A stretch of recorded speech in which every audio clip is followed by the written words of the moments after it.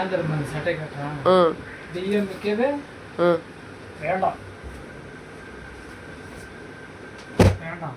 எதனால?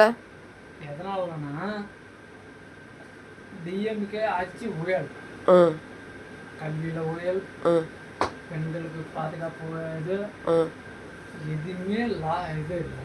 ம் என்ன டிவிக்கு ஓட்டு போடுவோம். டிவிக்கேக்கு ஓட்டு போடணுமா? ஆமாம். டிவிக்கேல யார் நிற்கிறாங்க? விஜய் தானா? என் அண்ணா நிற்கிறாரு.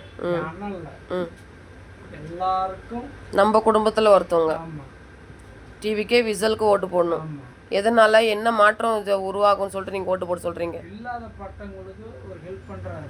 ம் ஆனால் அந்த டிஎம்கே வந்து ம் எல்லாம் அரசியல் ஊழல் ஜாஸ்தியாக இருக்குது. இப்போ விஜய் கட்சியில் இருக்காதப்பே அவ்வளோ நல்லது பண்ணாங்க, கட்சிக்கு வந்து இன்னும் நல்லது பண்ணாங்கன்னு சொல்கிறேன் வரீங்க. ஆமாம். டிஎம்கே கட்சியில் இருந்துக்கிட்டு அது வேஸ்ட்டு. ஊழல் பண்ணுறாங்க. அது வேஸ்ட்டு. 5 வருஷமாக அவங்கள நம்பினது போதும். அது வேஸ்ட்டு. ம் என்ன டிஎம்கேக்கு ஓட்டே போடாதீங்க. ம் என்ன ஏடிஎம்கேக்கு வந்து இப்படி இப்படி இப்படின்னு மட்டும் கையாட்டுவார். ஏன்னா பழனிசாமி அவர் இப்படி இப்படி இப்படி கையாட்டுவார். எல்லாம் மசி விட்டு 2 கட்சியுமே நீ ஒரு ஆட்சியை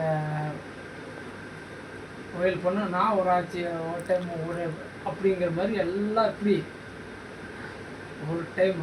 விஜயகாந்த் அண்ணா அவரை வந்து மிஸ் பண்ணிட்டீங்க. இவருக்காவது ஒரு டைம் வாய்ப்பு கொடுங்க, கொடுத்தே ஆகணும். என்ன கொடுத்தே ஆகணும். நானும் கள்ளக்குறிச்சி மாவட்டம் மட்டியக்குறிச்சி கிராமம்.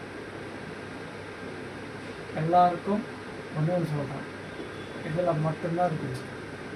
பணம் கொடுக்குறாங்களா வாய்க்குங்க, ஆனால் விஜய்க்கு ஓட்டு போடுங்க. Vote for Vijay. ஆமாம். Thank you so much. ஓகே.